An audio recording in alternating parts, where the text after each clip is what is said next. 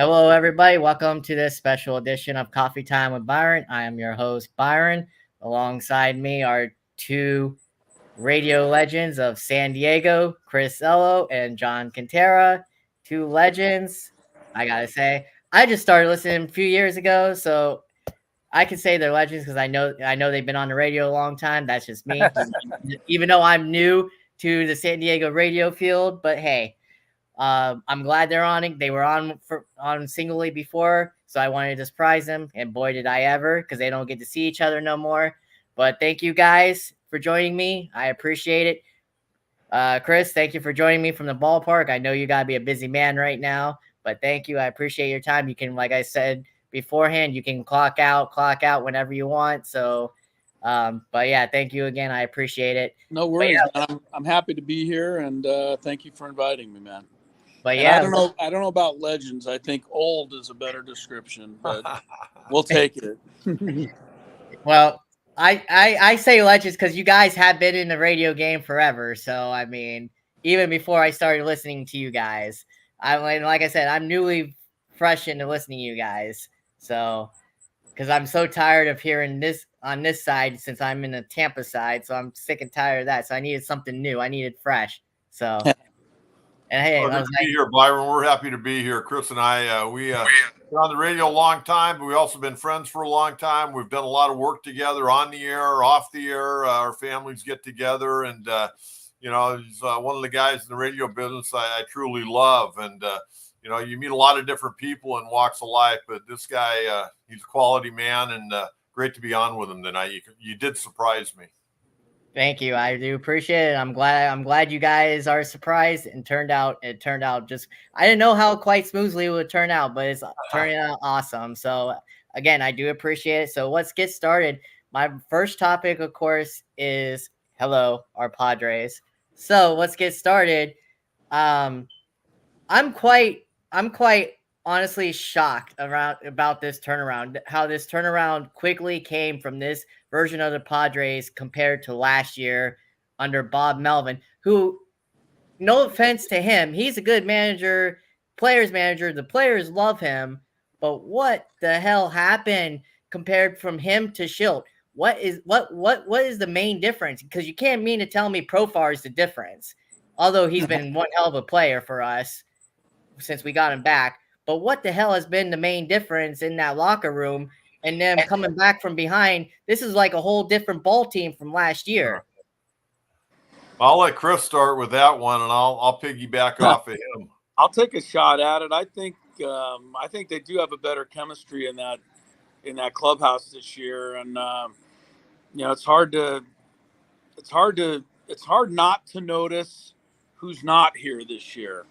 And I don't think it's fair to blame anybody for what happened last year, let alone a guy who hit 30 home runs and 100 RBIs. But I don't know that Juan Soto was the right fit for this clubhouse, for this franchise. I think he's a perfect fit in New York. I think he's going to play on Broadway for another 10 years, probably go to the Hall of Fame. He's that good of a player. But I just don't think Juan Soto and San Diego worked.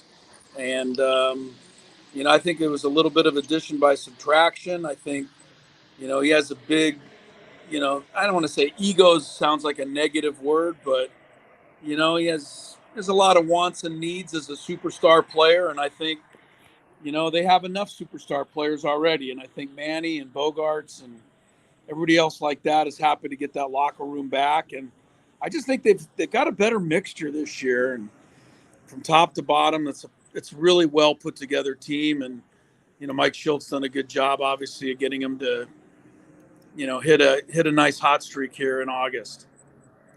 Well, Chris, I'm going to kind of pick up where you left off on Juan Soto. I mean, sometimes, there's no, this guy's an extremely talented player. I mean, what he did he put up big numbers in San Diego last year, but you know what?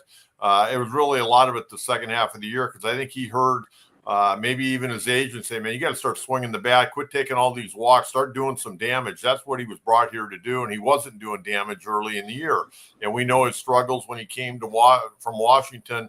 for that half a season in 2022. He didn't have the impact that I think you would have liked. He did okay in the playoffs, but I think more than anything else, I don't think San Diego was a big enough stage for Juan Soto. He wanted more. He'd been to the World Series. He played in Washington out on the East Coast, and he was kind of, I think, looking for something bigger. And I think sometimes addition by subtraction can help a ball club. And I think it obviously has helped him. I think he's playing at a higher level this year. It looks like he's gotten himself in much better shape watching some of those Yankee games. He appears to have gotten to become a better outfielder. He was playing left in San Diego. He was playing right a lot of the time in New York and playing pretty well. I mean, I've seen a different player, quite frankly. But I also think, getting Michael King, Dylan Cease, that didn't hurt. And then the emergence of Jackson Merrill. Who could have ever thought this kid would do even remotely what he's doing? So, I think that the chemistry is probably better. I think you got more guys pulling on the rope. I also think, and you know how, Chris, I feel about veterans coming off the bench. They brought in some top-notch quality guys. I mean, Donovan Solano, been a gamer. Guys like you and me that love the game and have been around. We love guys like Peralta and Solano and Higashioka. I mean, those are our kind of guys, those blue-collar guys that love to come to the ballpark. They get fired up to come every night, and they push. And it's hard not to root for those guys when they come to the plate, I can tell you that. So I agree with the whole chemistry thing. Yeah, that's definitely turned the tables from last year for sure. But I got to talk about leadership now. Like, I know Manny is. I don't know what Manny is anymore. I know he sort of says he wants to be a leader, but I don't know what do you guys think he is? Is he a quiet leader? What I know he's far different than what a Profar is, who's definitely leading, who's helped Tatis in a lot of way out. That's why they brought him back, is to help Tatis, because they were good buddies and all that. So what is Manny? Is Manny a leader in that clubhouse compared to the other leaders? Well, I'll start this one off, and I'll let Chris pick up after me. First of all, I think Manny Machado is probably going to be in the Hall of Fame someday. So I think that gives him a lot of credibility right off the bat. I don't think he's a guy that's going to gather the guys up and plan the Christmas party or hold kangaroo court or give you a fire and brimstone speech. But I think he commands a lot of respect around that clubhouse. And I think Xander Bogaerts does too. I mean, Xander Bogaerts got a couple of World Series titles under his arm. Oh, yeah. And, I think he's a top-notch quality guy. I think you just got a lot of good guys. I mean, I think Profar is a leader on this team. You got some veteran guys that have been around, and, I think one of the words I can't stand, but I think it's been a collaborative effort more than anything else.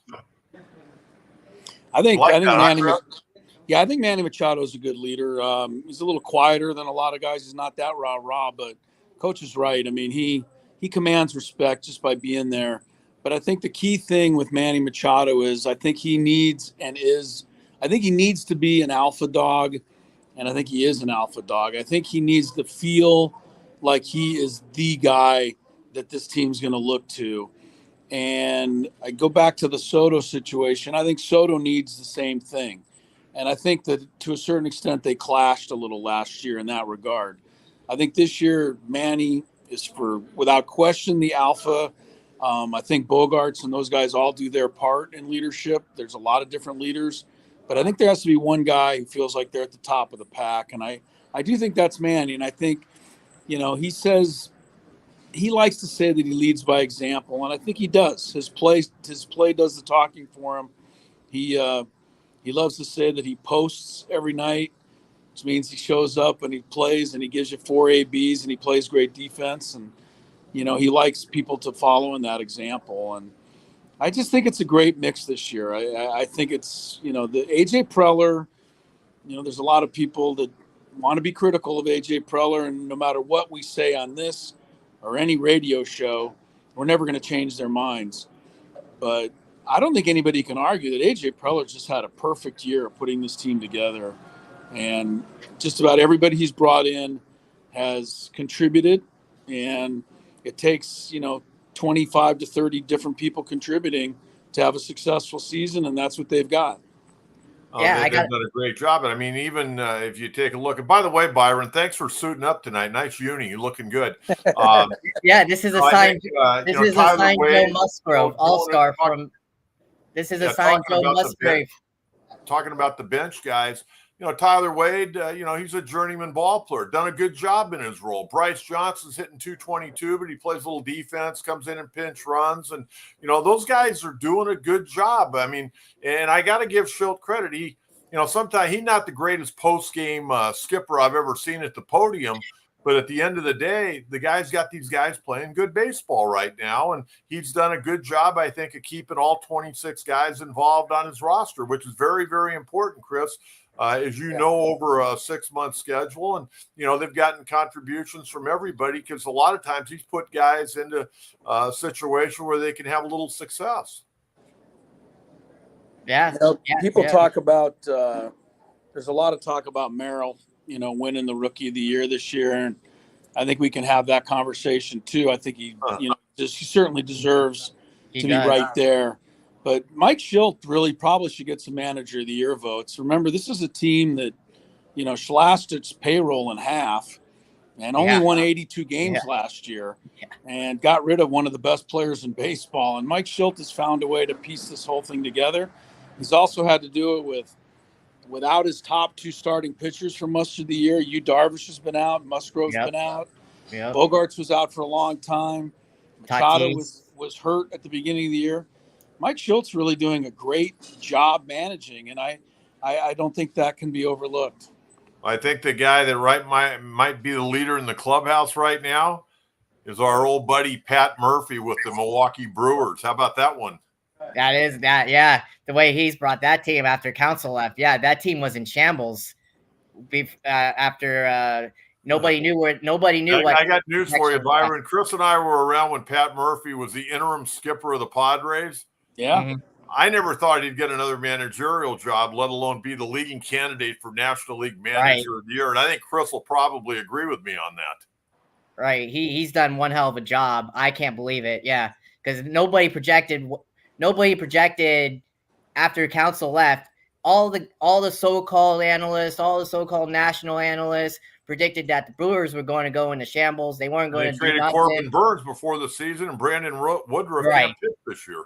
Exactly. And they predicted, of course, the national media, they all jump because they all want the clickbait.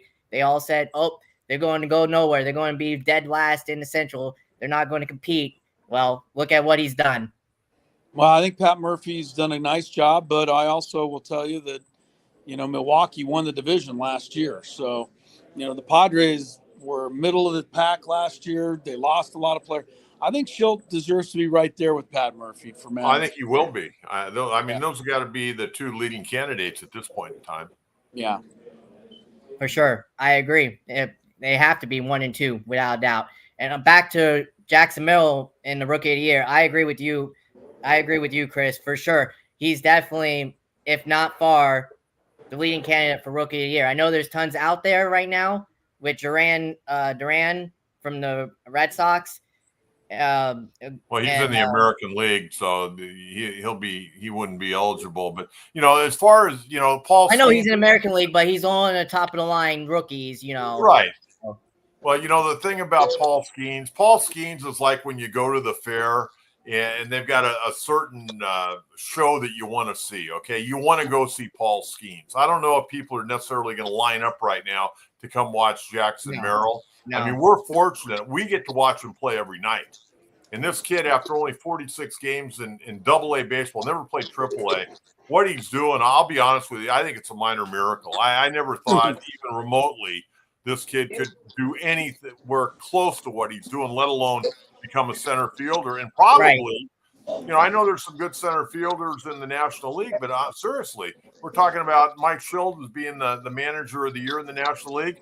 If they have 3 finalists for the Gold Glove, I would think Jackson Merrill might be one of those guys because very seldom does that guy make a mistake out there. I know. He had to learn that position on the fly. I mean, that's tough to do. I mean, no other ball. I can't think of any other player. Well, then again, I pretty much only watch the Padres, but I can't think of anybody else that's learned a position on the fly like that. Like he literally had to learn during spring training, and that's not much time to learn a new position. Hey, Chris, how about when he showed up, Chris, at spring training? Okay, you're going to play left field. He's there for like a cup of coffee and a ham sandwich. And after 3 games in spring training, they moved him to center field, and he's been there ever since. Guy's amazing. I mean, Fred Lynn is a pretty good center fielder. Basically called it a miracle, like you said, Coach. And Fred Lynn, looks at a kid and sees him playing an amazing center field in his first year. It really says a lot about Jackson Merrill. And the other thing I like is, he's done everything the right way. He respects the game. He respects the players in the game. He respects the history of the game. Yep. He's not all about pointing fingers at himself like a lot of these young guys. He's wise beyond his years. I agree. Now that brings me to my next topic. You touched with it with Preller and the job that he's done. Now I know you guys on the radio have talked about what he has and has not. It's like a mixed 50-50 what he's done and not done. I know he's done a good job this year. Even I've heard on your rival station, John, you've been on it at times too with Darren Smith. I've heard that at times too. You guys have been on I've been listening to you guys on him in his 50-50. I know he's done well this year, but what's your honestly take on Preller? I know he's Peter Seidler guy through and through from the Texas Rangers days. But do you think, honestly, if we have another bad year, management's going to keep him around throughout if we have another bad year or so? Well, I think there are a lot of things to be figured out with the Padre organization now that Mr. Seidler passed away. Number one, is his family going to keep this team long term? I don't know if that's the case. We'll find out moving forward. As far as AJ, he's been here 10 years. And really, I think when you take a look, you can talk about all the signings, but, when you got a lot of money, you can sign a lot of good ball players, name ball players. I mean, they could have signed Bryce Harper. They chose Machado over Bryce Harper, whatever, how that ended up. I mean, they got Bogarts and they signed Tatis, and they spent a lot of money here. But a lot of it hadn't worked out. And really, they made the playoffs in the COVID year, and they beat up on a very mediocre Cardinal team. They got eliminated by the Dodgers in 3 straight. Then they come back in 2022 and have a great run. And, I think if you look at AJ, I think we all look at it right now is that, his biggest accomplishment was knocking the Dodgers out in the NLDS. Right. That's 10 years. Okay. Right. General managers don't normally get 5 years, let alone 10 years. And Right. you got to win. I mean, he got to win. He's got 2 years to go on his contract. I don't think the Padres necessarily want to pay off 2 years of a contract. It seems like they're trying to save as much money as they possibly can right now. He's done everything right this year. But just when you do things right doesn't mean you're going to win. I mean, this is a tough game. I mean, the longer you're around it, the more you understand it's a tough game. He could be the greatest general manager in the history of the game and never win a World Series. But, Right. The Padres have given him a tremendous amount of rope. And, we'll see, where it goes this year. Right now, they get in the playoffs. They could do some real damage, man. They got some pitchers. They got a hell of a bullpen, and they don't strike out a lot, which I like. You got to put the ball in play. They've got a lot of reasons to think when they get in the playoffs, they can really do some damage this year, I think, Chris.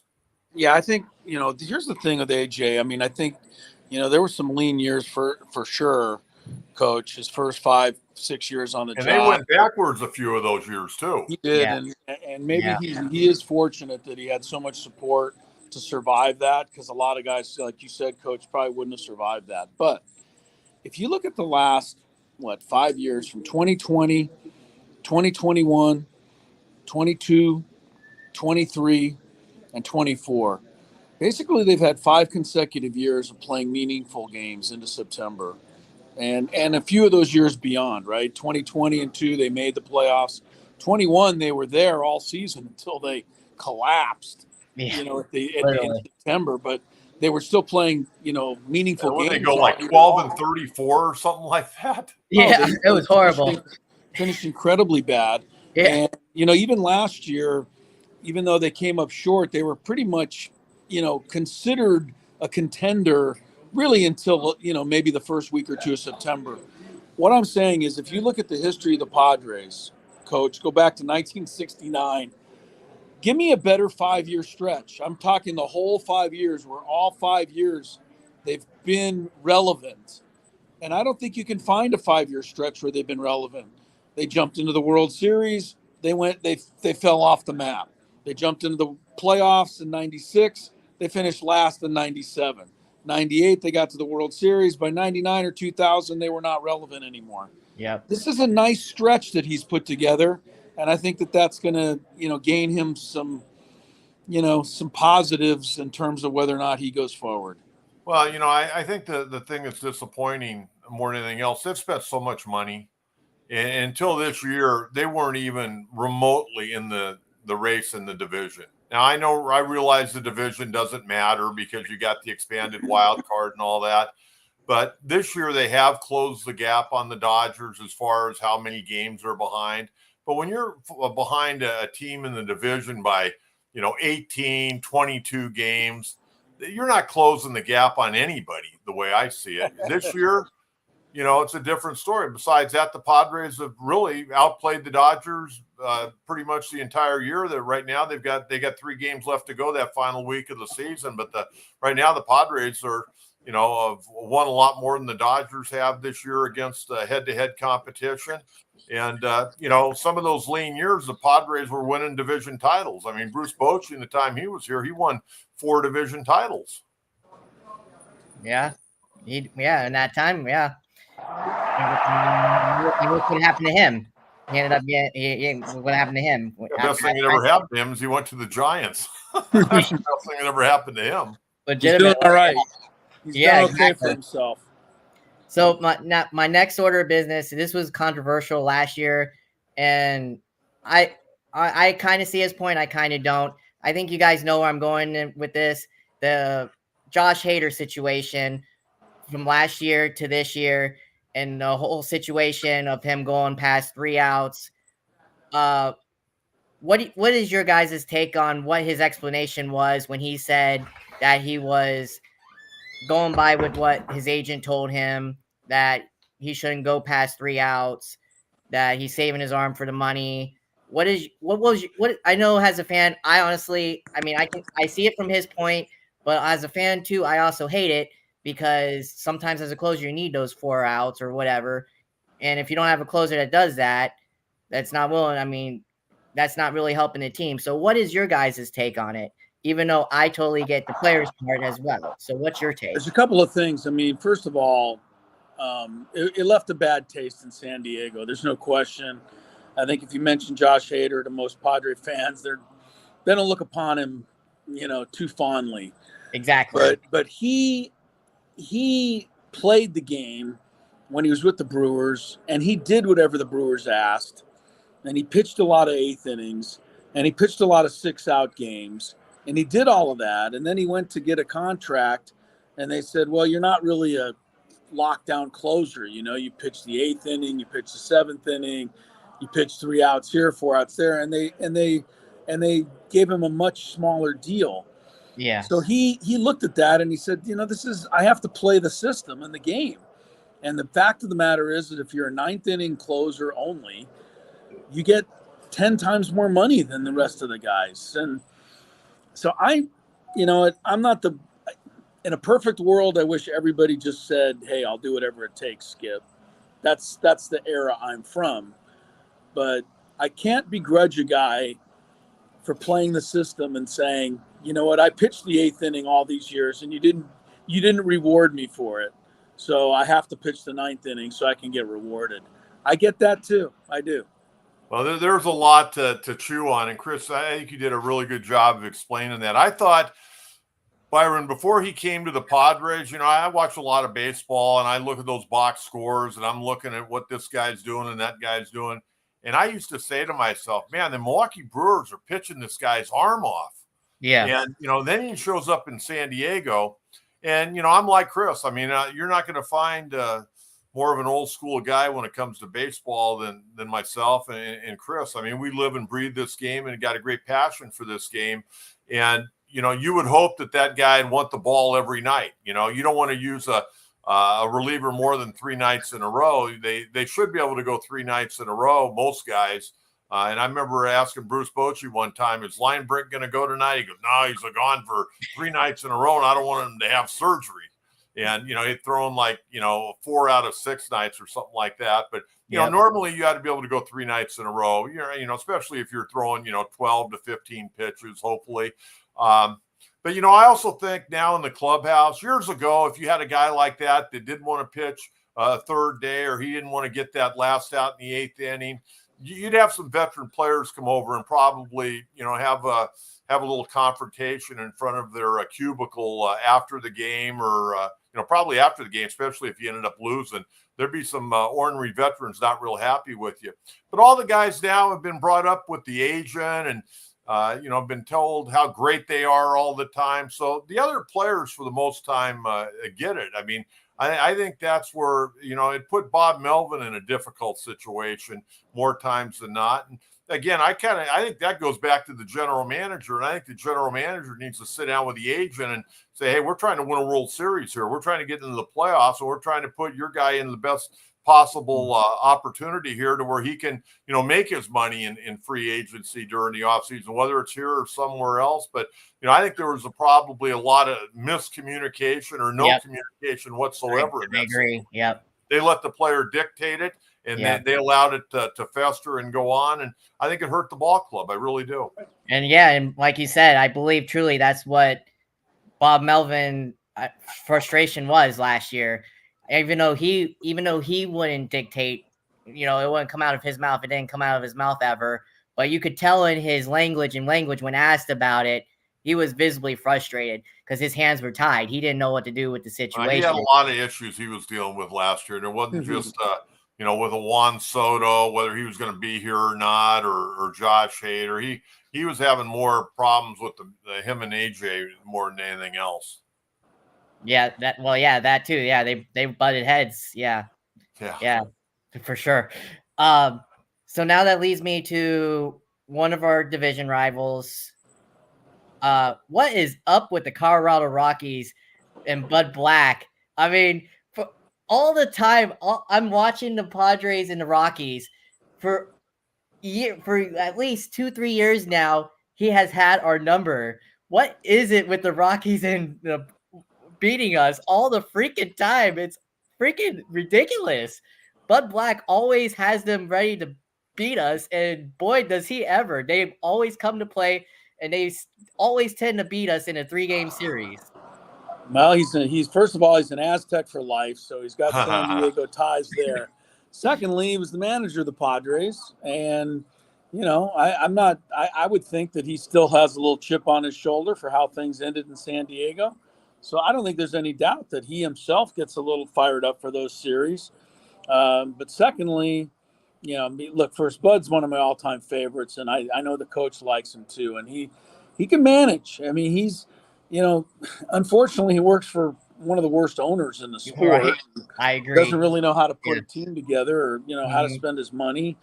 But they've got some good young players on that team, and they played well against the Padres. You look at the 13 games this year, and the Rockies played well, and they played better, and they deserve to win the season series this year. But the good news for the Padres is that, it's kind of gone with the theme of the whole year, right? It's been a crazy year.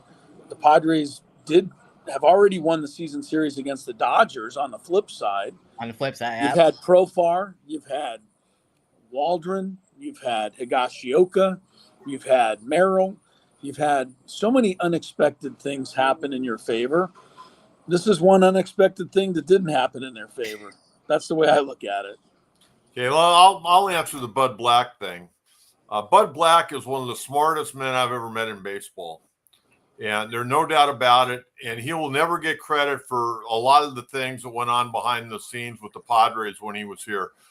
It was a rudderless ship for a lot of the time he was managing the Padres. He was getting no help from the front office, ownership, anybody. Yeah. And Buddy was trying to hold that organization together. And Buddy, when I mean one of the smartest guys, I told him one night I was sitting in the dugout with him because that year I was doing the pregame show down on the field. And when I got done and signed off, there was usually about 10, 12 minutes before first pitch. And Buddy and I were sitting in the dugout. And I said, Buddy, I go, you're like the smartest guy I've ever known. I go, you're not only could you manage the ball club, but you could be the general manager and you could also be the president of the ball club. I go, not all at the same time. But what I mean by that, Byron, and Chris will understand, Buddy Black is a people person. He makes everybody feel special when he talks to you. If he was on, he'd say, hey, Byron, how'd you do? How's the family doing? He always wants to put the question onto you. I've taken ball players and people down to the field over the years. And the first thing Buddy will say, hey, give me your resume. Tell me about yourself. And the players know that. And it's not a fake thing. And, I know his time in San Diego, he got let go. I always wonder if Jock Peterson wouldn't have made that Willie Mays catch on that Sunday afternoon to where the Padres got beaten. Their record was 32-33. And then Monday morning, Buddy Black got fired. And that was when Matt Kemp and Justin Upton, all those veteran James Fields. If Jock Peterson doesn't make that catch and the Padres hang on to win that game, I wonder if Buddy gets fired that week or 2 weeks from now or what would have gone on. But I can tell you this. I don't know what Buddy's going to do in Colorado, how long he's going to be there. But I can tell you this. Buddy Black's one of the smartest guys I've been around in baseball. And whether it's the Padres or another organization, he should have a job in baseball as long as he wants to have a job in baseball. Maybe not as a manager, maybe as a consultant, something like that. But you want a guy's input like that because he does a great job of evaluating players, and he's a people person. He makes people feel much better about themselves.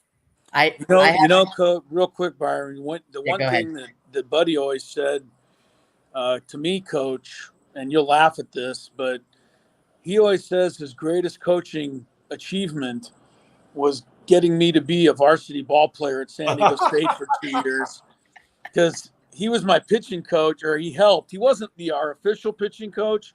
They come out in the winter and Mariners. He was pitching with the Mariners at that time, but during the off season, he would come down and work with us. And he took one look at me. He goes, "You got nothing." He goes, "You got to work on this, that, this, and the other." And so when I see him, I always kid with him. I said, "Man, you helped me stay in Division I varsity baseball for 2 years." He goes, "Yeah, I think that might be my greatest achievement." So he's a great guy. I have to agree with you though, Chris.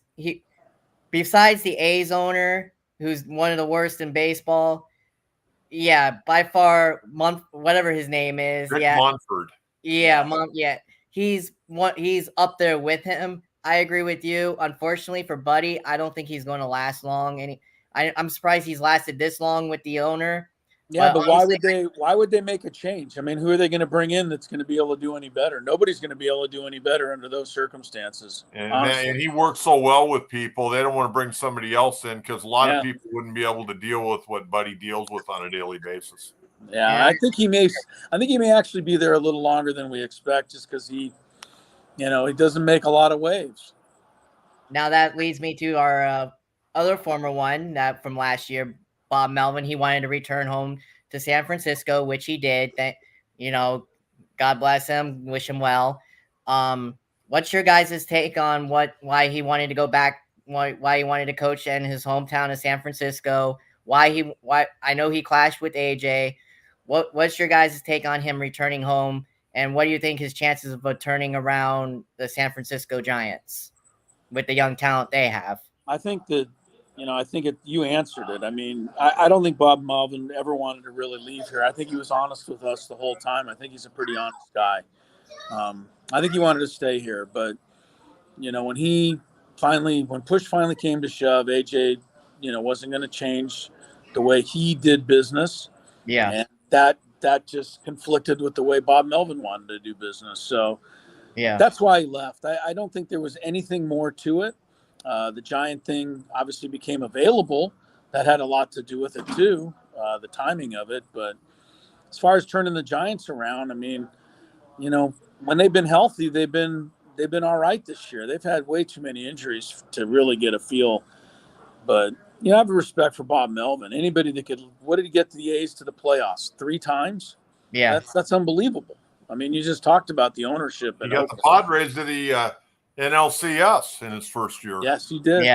Yes, he did. Yeah, so I have a great respect for him, but I think it's pretty simple why he left and had to leave. And fortunately for the Padres, they've been able to replace him with a really have a good guy right there, Mike Schilt, to step in. It's worked out really well for the Padres. As far as Bob Melvin's concerned, he definitely wanted to stay. For sure, he did. But he wanted to stay. Yeah. His intention was to come back. Yeah. But AJ really, that was a point of no return. And I think Chris knows this because I used to say it when I was on the radio. I think Bob Melvin, they had a lot of problems that first year. And I thought Bob Melvin, even though they went to the NLCS, I thought Bob Melvin may not come back for that second year. And then he came back and, things didn't go the way everybody would like, and they were butting heads. And, Bob Melvin may not even manage this year if the San Francisco job didn't open up. But I can tell you this, and I've actually got an email from Bob Melvin that said that he wanted to come back, but he goes, they didn't really want to have me back. And so I was able to get this San Francisco job. So it is what it is. And, the Padres are doing well. Giants are trying to find themselves. And, the Giants, I know their fans aren't real happy with the way their season's gone, but there's still time. They're right at the 500 mark. You never know. They could get hot and win 5 out of 6 or something like that, and they could get right back in it. I mean, baseball's a goofy game, as we all know. Now that brings me to our dreaded rivals. God, I hate them. I hate them so much. The Dodgers. I don't mind the players. I don't. And granted, because they're going to take the money, whatever. Anybody would. It's just the fan base I can't stand. But regardless of that, I know they were hot at the beginning of the season. Why they were number 1 throughout the whole year. And I know they've been in a tail slide. They've had injuries. Do you think they can get out of this rough slide? Because the Diamondbacks and Padres are right on their heels, and there's still a lot of time left in the season. I mean, can you see one of the 2 teams catching up with them? Well, Chris, you want to handle that first? Sure. I don't think so. I don't think they're going to catch them. I think the Dodgers they're getting healthier by the day. Max Muncy came back tonight. Tommy Edman suited up for his first game tonight since they traded for him. I think, they picked up a little help in their bullpen and Michael Kopech, who's given them a bit of stability. They've had some real problems closing out games. Betts is obviously back. Now Freeman's sitting out a few games, but I think when they're all healthy, they're still the best team. And, the guy I'm looking at right now that I'm really impressed with the Dodgers, and I know we're not allowed to like the Dodgers, but I can't help but really be a fan of Clayton Kershaw. What this guy's done in his career is incredible, and he's going to go to the Hall of Fame. And we saw him pitch here about 2 weeks ago, Coach, and he had nothing. I mean, he was getting line drived all over the yard by number 8 hitters, number 9 hitters. He gave up 4 or 5 runs. He hit the showers in the 3rd inning. One of his worst albums. I got on the radio the next day and everybody said, "Oh, he's done. It's all over for Kershaw." And I said, "Not so fast." Well, what has he done in his last 3 starts other than pitch shutdown baseball? He's still against getting good it done. Teams. Against other good teams. Yeah. He beat the Cardinals yesterday or 2 days ago. I have so much respect for him. And the other guy that I really like there is Dave Roberts. I'm sorry. Dave Roberts is a San Diego guy. I even did a radio show with him one time, Coach, and over at the old 1090 studios. He was sitting in, and I was doing the morning show, and they said, "We're going to put Dave Roberts with you one day." I'm like, okay.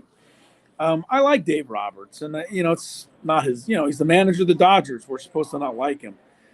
They got the best team. I'll be surprised when it's all over, if the Diamondbacks or the Padres are able to finish ahead of them. Well, you take a look at it. I mean, the Dodgers have had a million problems. They've had a hard time keeping guys healthy, and they start play today with as many wins as anybody in the National League. Okay. And now they're getting Tommy Edmond, who's an Energizer buddy, a baseball rat. Muncie, who's a feast or famine guy. They probably lose a little bit defensively with him down at third, but he can make up for it hitting a 3-run homer, every once in a while. Yeah. They're a tough team, and they've got enough of power arms. Kopech has come out and really helped. It takes a lot of pressure off of Evan Phillips. Blake Trinan's on the IL. Vesey has had a good year, the left-hander out of the bullpen. Dodgers got a loaded ball club. And the other thing, I as a kid growing up in San Diego, I hated the Dodgers, okay? Flat out hated them because they come down and just kick our butt every year. And a couple of my best friends were Dodger fans, and, we'd get into it. But at the end of the day, as I've gotten older and learned a lot about baseball, I got a tremendous amount of respect for that organization. And the reason I say that, they treat people the right way when players are there. But more than anything else, they do an incredible job of developing players down in the minor leagues. I mean, they just keep bringing Landon Knack. Whoever heard of Landon Knack until Not me. Yeah. And they bring this guy up, and he's throwing heat. River Ryan, now I know he's going to have Tommy John. He was in the Padre organization as a shortstop and pitcher. They trade him to the Dodgers. The guy gets to the big leagues as a pitcher. Yeah. I mean, they've got the ability to develop ball players. I don't care what their nutrition program is. I don't care what kind of coaches they have, how much they pay them. They get guys to the big leagues. And, then they go out and they got all the money in the world to sign the Otanis and the Betts and the Freemans. But they got some dudes that Pajes got sent down today. But that kid came up and did a hell of a job for him. Same with Outman, too. Outman, and of course, he struggled this year. And as far as Dave Roberts is the first guy I ever interviewed on the radio back when he was a sophomore quarterback in 1987. And Dave Roberts, actually, Byron, when I was coaching, he was supposed to play summer ball and be my leadoff hitter on a team I had. And then he called me and told me he had a chance to play on this other team. I go, Dave, go ahead and play on that other team. It's a little bit better brand of ball. It'll get you ready for UCLA. And my team still went on and won the San Diego County Championship. We went 22-0. There you go. Wow. I've known Dave Roberts. And I actually got Dave Roberts, his agent, when he was with the Cleveland Indians, John Boggs. He didn't like his agent, and I told John Boggs about him, and he's been with John Boggs for over 20 years now. See, so, I always knew he was a talented athlete, but I didn't know he played football. I knew he played basketball. I know he was an option quarterback in football. He got recruited by Air Force, and he went to UCLA and played baseball. Wow. You see, you learn something new every day. Yeah, and you hang out with the coach, man. You learn that stuff. And see, Chris, I agree with you on the Kershaw deal. If anything, by far, that would be the jersey I would get is Kershaw, because Kershaw to me is by far one of the best pitchers in baseball and has been for years. He's been underrated for years. Yeah, I'm going to tell you something. Now, Chris is, of course, an old left-hander, so he's got a lot of love for those lefties. But when I was a coach, I'm a lefty too as well. But I'm going to tell you something about Kershaw. And I've seen since 1965. I was about 7 years old. I've seen them all. Okay, and a lot of those guys I've seen in person. There's not a pitcher I've ever watched in big league baseball. I don't care if he wears a Dodger uniform or not. There's never been a pitcher in big league baseball I've enjoyed watching more over his career than Clayton Kershaw. Okay. I remember when he was a rookie, 20-year-old rookie, 19-year-old. I made my wife stay in the living room until she got a chance to see Clayton Kershaw. I remember his debut. Yeah. I remember his debut. Yeah. He was like 19 years old, but he had that he still does. He's got that 12-6 curveball. He throws a slider more now, but that 12-6 curveball, being a guy that worked a lot with pitchers, that's like a dream watching that guy throw that curveball. I love that pitch. And you know what they can do with the sweeper, coach? They can sweep that into the closet and get rid of it. Let me go back to curveballs and sliders. Isn't that sweeper just kind of a slow slider? I don't know. I know one thing. It slides over the middle of the plate far too often. I don't like sweepers. No. Now, this brings me to my next piece of business. I know you guys have expressed it on the radio when this happened, and before you left the radio, unfortunately, John, I know you expressed it too at the beginning of the year when this happened. The Ohtani situation, the golden boy child. I don't know what's behind the scenes. I know you guys don't either, but do you guys think he has something to do with the whole gambling thing? And do you think their baseball is hiding it because he's their golden child? Do you think baseball is hiding this whole thing? I don't. I don't either. Baseball. I mean, all you have to do is look at Pete Rose to know that baseball be more than happy to eliminate one of the most popular. Pete Rose is the most popular player I ever saw growing up, Coach. I don't know if you can Hey, every think of little league anybody. coach in America said, "Hey, play the game like Pete Rose." Yeah, who is more popular than Pete Rose? I mean, he's one of the great. First of all, he's one of the greatest players of all time. But everybody loved Pete Rose. I still love Pete Rose. He was supposed. Everybody was supposed to play the game like Pete Rose. Remember that? Yeah, and they took him out of baseball. So I don't think that you can make that look at that situation and then try to say they protected Ohtani. I really don't think he was involved. I don't think, maybe he wasn't smart. It wasn't smart to let this guy control his money, but you're talking about a lot of, communication gaps and things like that. I'm pretty sure everything I was told and everything I learned and read about Ohtani really just did not know. So Well, I don't think baseball would have protected him had he, been involved.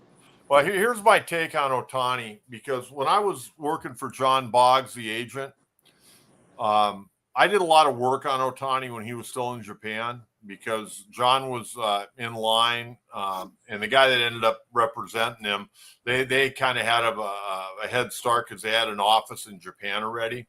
But I did a lot of work on Ohtani, and Ohtani is it's a really interesting. I got a great appreciation for him. When he was playing in Japan, he was very young when he started out in pro ball, coming right out of high school. And he got about $1,000 a month from his mother. He lived kind of in a compound. And I don't want to make it sound like they had wire fences around. He couldn't go anywhere. He could go places. Mm-hmm. But he would get an allowance of about $1,000. I don't know what that translates into, over in Japan. But, wherever he went, and this is like as a 20, 21-year-old, he had to let the ball club know, and they needed to know where he was 24 hours a day. So he was in a very confined environment, and his mother handled all of his finances. I mean, this guy makes so much money, Byron, not just in baseball, but in endorsements. Right. He has no idea probably how much money he is worth or how Right. much he has in the bank. And so when he came over here, he had a little association with his guy over there, and then he came here, and the guy started working for him. The family trusted him. Ohtani, the only thing he wants to do is play baseball. Okay, that's all he cares about. And Chris, about some of these guys, they're clueless, and that's why later on in life, a lot of these football players, basketball players, they go bankrupt because they haven't been taking care of their own business. They've had people that have been siphoning money. And luckily for him, early in his career, they found this out. They get this guy out, and he can move on. But no, I agree with Chris 100%. I just think he wants to be the best baseball player in the history of the game. He's only focused on baseball. He's got a one-track mind for the most part. Yeah, I agree. Sorry about that, Byron. I know you wanted us to say that he should have been sold up the river, but I can't do that. No, I personally don't think he had anything to do with it either. But it's just the way how it was handled. Like the ESPN story came out. That's why I said that's why I brought it up, because the ESPN, how biased ESPN is. Yeah, ESPN's not real high on my pecking list these days. Right. So that's why I brought up the way and then it was brought up again by the Dodgers and the way they handled it. Like it was crazy. That's why I had to bring it up. So that's all right. Hey guys, I'm gonna have to get off because my phone is out of energy. I just saw the flash of like I'm out of energy. I have no more battery left. So all good. Like I said, you can chip in whenever you got it. Well, I'm probably gonna just. I don't want to fade away without saying goodbye. So thanks for having me on, Coach. We got to get together. I'll see you soon, my man. Take care of yourself. Good, Chris. Yeah, we'll get the wives together and we'll get out to dinner. We got to do that here probably September. You got it, buddy. Thanks, Byron. Yeah, no problem. Hey, I'll have you guys on again sometime. Thanks. So be on the lookout. I'll keep in touch. See, as I told him, he could chip it. He could leave whenever he wanted. So I'm not great. It was great. Chris and I and my wife and his wife, we're big buddies. We go out to dinner from time to time. They're good people. Yeah, he for sure is. And again, I will definitely have you guys on again for sure. Just yeah, I want to try and do like how your old station does the round table. Uh-huh. I kind of want to get that going, but like I said, I don't know if Woods. Like I said before we went live, I don't know if Woods changed his number or what. I don't But know. I yeah, don't deal with so him at all, so I don't know. yeah, I know. So I tried to get a hold of him. That I didn't go, and I'm trying to get a hold of Annie or Craig, which uh, Chris knows well. Craig knows Craig well, so because I know they. So yeah, but regardless, yeah, I can't. I'm glad he came on, and I want to do this again for sure with you guys. That's great. But I'll continue with you as long as you want to go. So I'll just go tell another me. 10 minutes. We can go longer if you want. Just let me know. Well, that's So all right. I got to take care of some business. yeah, no worries. Hey, that's fine with me.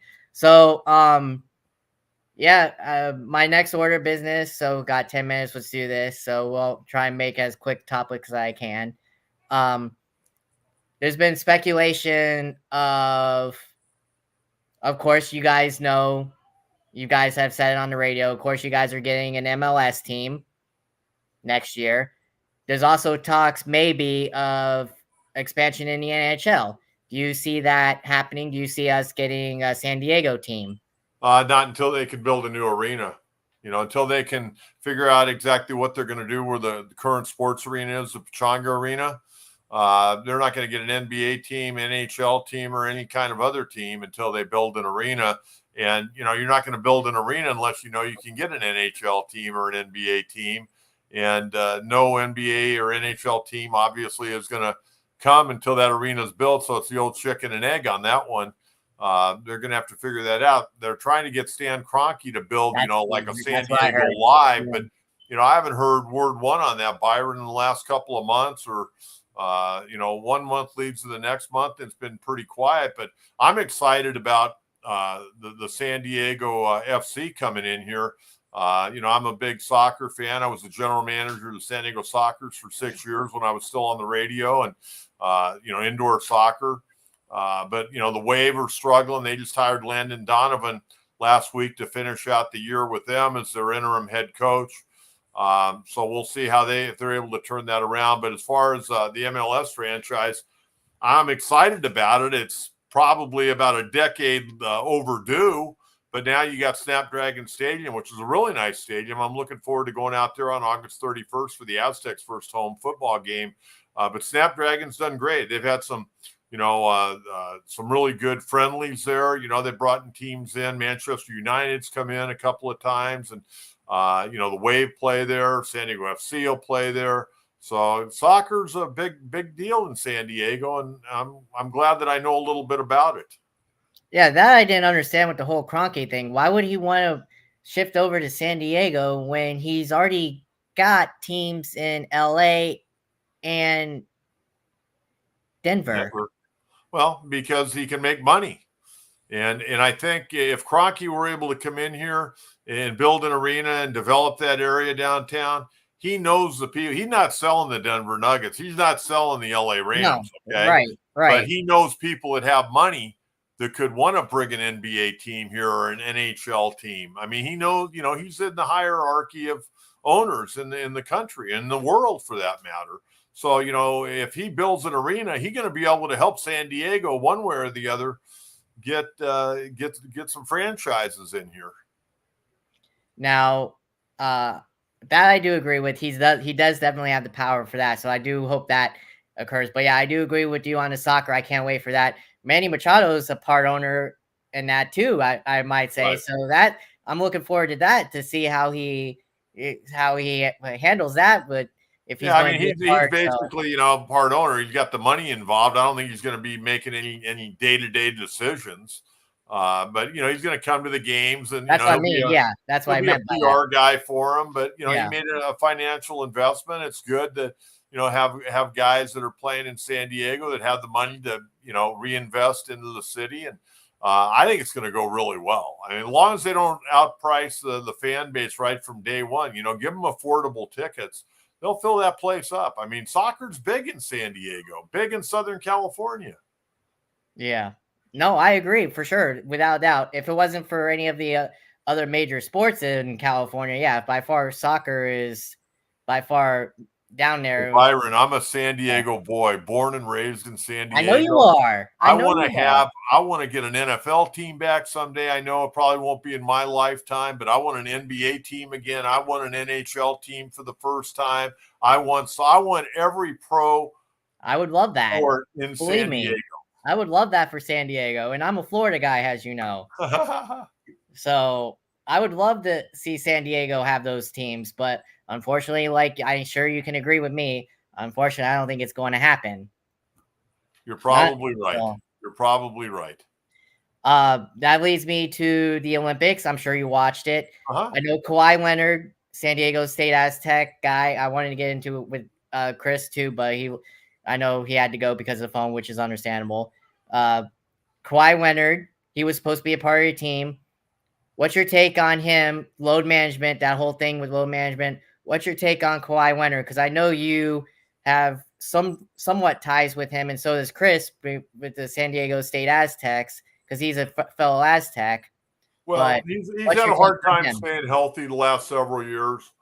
And apparently, you get conflicting reports. I don't know if he was completely healthy from, the Olympic team. They let him go. But then Kawhi's at San Diego State like the following week working out. Okay, I don't know what to believe. Yeah, Maybe the role that he was asked to play, he didn't want to play that role. yeah, He could have been the next Jason Tatum, maybe, where he's that's what I'm sitting out saying. He occasionally. could have been. He And could have been. I got some problems with the way that was handled, but I'm not going to get into all that. But, I mean, Jason, how can Jason Tatum not play in 2 games? Okay. I mean, seriously. And Tyrese Halliburton, those guys are great players. You can't tell me that you can't find a way to get 12 players in. I realize they're only playing 40 minutes, but run guys in and out and everybody will Yeah, be happy. And there'll be some guys I wanted to play a few more minutes, but I mean, for crying out loud, I mean, these guys give up their entire summer, and it's not like Jason Tatum is a guy that, just begged to get on the team. I mean, this guy's one of the best players in the NBA. His team just won the NBA title. right. And, for him not to play, not that I'm a big Celtic fan because I'm a Laker guy, okay? But, Yeah. I thought Steve Kerr could have probably handled that situation a little bit better. But as far as Kawhi, I don't know. Something didn't drive there, and they went a different direction. So now, which brings me, unfortunately, we talked about it before on via text and all that. Unfortunately, with what happened earlier with you and the radio, I hope you get back in it soon. God bless. I hope you do. Thanks. Another one of your colleagues that you did the show with, like I said earlier, with you and Ello on, Darren Smith, he also unfortunately got cut. I can you tell me what's going on in the radio industry? Why are they cutting the old timers like you guys? I don't get it. The Well, legends like you I guys. can't speak for what happened with Darren because I haven't talked with Darren, but Darren was a colleague of mine for many years when we were at 1090. He's a good guy. He is. Had a top-notch radio I can tell show. that. Yeah, I can tell that. As far as mine, I mean, there was no reason. I got as most people, commented. What they did to me was completely unfair. I had the top-rated show in San Diego. You did. Not only did I have the top-rated time show in my time slot out of 30 radio stations, Byron, I had the highest ratings in the history of midday sports talk dating back to 1990, and I wasn't making a lot of money. You know how I know that? There were some things I know you did. You know how I know you did because Chris Ello always mentioned it. Chris Ello always mentioned it in the lead, and so did Tony. How not only their show but your show got the highest ratings. Yeah, Two highest ratings in the radio world. For midday sports talk, my ratings were historic, and I think there were some things that went on behind the scenes. Some friendships were involved, and they were trying to get their guy in, and they were trying to get me out, and they got me out. And, onward and upward for me. Hopefully I'll get an opportunity. I'm doing my own podcast now, which I'm having a good time with. But, if something pops up, great. I do the San Diego Strike Force Arena football team. I'll probably do about 15 college basketball games on ESPN plus during hoop season. And I'm doing a lot of things I enjoy. I miss the daily talk show. I miss more than anything else. I don't miss the radio business. I do miss the people that call my show and listen to my show, because I always felt they were an extended part of my family, and I felt that it wasn't my doing to get off the radio, but in a No, it lot of ways, wasn't. it kind of You felt were on like I let vacation, them down, literally. because they You were look on forward to vacation. hearing me every morning at 10 o'clock. And when I'm not there at 10 o'clock anymore, there's a void in their life. So, and I still get messages every day. I still get messages from people. Hey, when you getting back on, or how you doing, or well, enjoy the podcast. But Yeah. what they did to me was completely wrong. Yeah, And you were literally on vacation when it happened. You were literally on vacation. You and Braden were literally on vacation. You well, we guys were didn't getting even ready have to go on shows. vacation. We're going to have one more show, and then it broke. But I was actually fired in October, 9 days after the Padres season. But I stayed on until December 21st. I didn't tell anybody I'd got let go. And then the newspaper got a hold of it. And once the newspaper went with it, they took me off the air. So I never got to have my final show. But no, they'd asked me the year before if I was thinking about retiring. I go, absolutely not. Why do I want to retire when I got the top rated show in my time slot in San Diego? So it is what it is. And, hopefully they're happy. I'm not happy I'm not on the radio, but I'm living a very happy life. I don't have the stress of having to put together a 3-hour radio show every day, or 4 hour, I should say, 4 hours. And again, nothing wrong with Craig and Annie. They're doing it best. I mean, nothing wrong with them, but honestly, they can't replace you. Like I said, I just started listening to you not even a couple years ago. So, I appreciate that. So, but yeah, no offense to them. I know they're their own people, but yeah, they can't compete with you, unfortunately. I appreciate that, but I've enjoyed being on. We'll do it again sometime. Well, yeah, for sure, definitely. I do got to ask you though, before we do head out, I got a couple more questions if that's fine. Yeah, go ahead. Okay, the first one is the Rays. Real quick, I know you know a lot of baseball. I know you don't see much of the Rays like I do here because it's locally for me here. But what is your take on the Rays and how Kevin Cash has basically went above and beyond what the owner really wants this team to be? Because the owner, I don't care what the owner has said. I know he has flat out said he's wanted this team to stay, but by the moves he's made, by the cuts he's touched, this is a big market here TV wise. Okay, TV wise, there's no way in hell you can't tell me that he can pay. He can't keep any of the players that the fans love to see. I mean, the amount of what Cash has done is beyond. I want to get your take of what Cash has done, going beyond by what the owner. Well, Kevin Cash has done a good job. I mean, he's a company guy. He does what the ownership wants him to do, what the front office wants him to do. He's done a good job. He handles his players exceptionally well. There's a lot of moving parts to that organization. They move those veterans out and they bring up young kids. I think when you take a look at Tampa Bay, they've done a good job of developing their farm system. We were talking about the Dodgers earlier. I think Tampa Bay is right there. I think they do a really good job of drafting, developing players, and they have to because their owner isn't going to pay that big money. They definitely need a new ballpark. There's no question about that. But, I think Kevin Cash has done a really nice job. And, I mean, they're one of the more analytical teams out there. I think everybody knows that. But he also, I think, has got a good feel for the game of baseball. He's got the old gut instinct. But, there's certain things that are predetermined before games ever start. Who's going to pitch, who's not going to pitch that night. And, I think he's done a good job. I don't know if I could manage in that situation like he does, but he does a very, very nice job. And, even though a lot of people say, well, managers have been devalued with analytics, that may be true. But I think because Kevin Cash has kind of grown up in the Tampa organization as a major league manager, I think he probably carries a little more clout And I think he's looked at kind of as the face of the franchise because they move players in and out so much. Yeah. No, you're right, and I agree. And it's just I can't believe that much of the work he's done throughout years. I mean, it don't go for it don't go for seen, especially in the national media. I mean, God, it's taken them how long just to get noticed by the national media? Well, you keep getting to the postseason, you get noticed by national media. Exactly. So my last question to you before we go, because I know you got to go. And again, it's a pleasure. I enjoyed it. So I'm glad. You're a good guy, Byron. I wouldn't do this if you weren't a good guy, man. You're a good guy. Thank you. I appreciate it, and I want to have you guys on again for sure. Hopefully, do like I said, a round table with more like what your former station does. So I want to try and get that. But if not, I'd like to have you two on again. But my last question to you is, with the playoffs off and running quickly, this is a two-part question. So just bear with me to get the words out.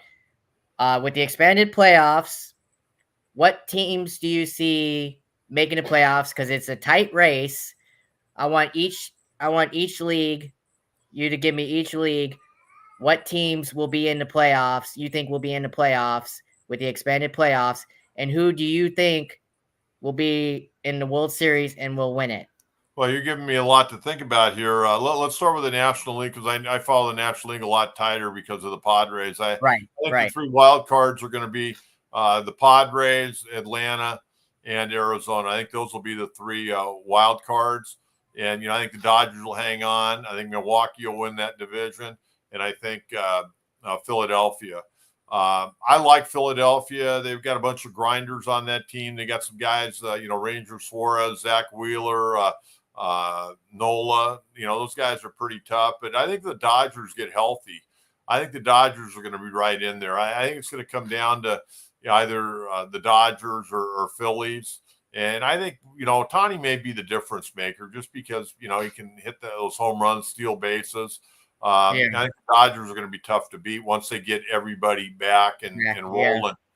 In the American League, I think you take a look. I mean, obviously, the Yankees are going to be there. Baltimore is going to be there. Yankees may end up being the wild card. I'll give the Orioles the division. But, both those teams are going to be in. I think Minnesota is going to be in. Cleveland's going to be in. Trying to think. You got, obviously, Houston probably going to win that division. That last wild card, I'm not really sure, Byron. I mean, I'm not really sure who's going to get that last wild card. It could come from the American League East. Obviously Baltimore and the Yankees are going to get in. Could Boston play well enough? Could they get in there? We'll have to wait and see. At the end of the day, I kind of like the Yankees, I think, because they got the big boys. They got the guys that can hit the home runs, and home runs are big in the postseason. And I think they've got enough of pitch and they can at least get through the American League. But again, you got to worry about Houston. Houston got off to a slow start and they're starting to get some of their guys back. A big thing with them, they got to keep Yordan Alvarez, that big outfielder DA. They got to keep that guy healthy. He's one of the best hitters in baseball. And if he's not in the lineup, then I think they go out quickly in the postseason. But if he can stay healthy, that guy's a real force. I mean, he can really do some damage. But American League for me is probably a little bit more up in the air. National League, I think it's probably the Phillies and Dodgers. So you see possibly a back-to-back 08 and 09 World Series. Then you see the Phillies and the Yankees. Then is that what you're trying to tell me in the World Series? That very well could be. But again, so many things can change. I mean, everybody's got 37, 38 games left. A lot of things can change. I mean, injuries always play a factor. What teams can overcome that? We were talking about the Dodgers earlier. Dodgers have had all kinds of injuries, yet they start the day with as many wins as any team in the National League. And they get healthy. And it'll be interesting to see. Tommy Edman's been out the entire year. It'll be interesting to see how long it takes him to get up to speed. Even though he's been playing down in the minor leagues, it's going to take him a while to get adjusted. But he's a grinder. He'll work hard. And I think he'll add a lot to that Dodger ball club. So do you know your schedule yet? You mentioned it earlier. Do you know your schedule yet for the college games you're doing? Do you know your schedule? No, the schedule hasn't been announced yet. I thought the season. Oh wait, no, it hasn't started yet because they start shortly after the NBA, don't they? Yeah, no, I do UC San Diego on ESPN Plus. I do all the UC San Diego Triton games. I did them last year, and it's a lot of fun. They got a real good Division I program. I gotta watch that. Honestly, you said it's on ESPN Plus. It's on ESPN Plus. Yeah, ESPN Plus, and then I do the Strike Force. They just finished their season. They got beat in the second round of the playoffs. I do about 8 games for them on YouTube.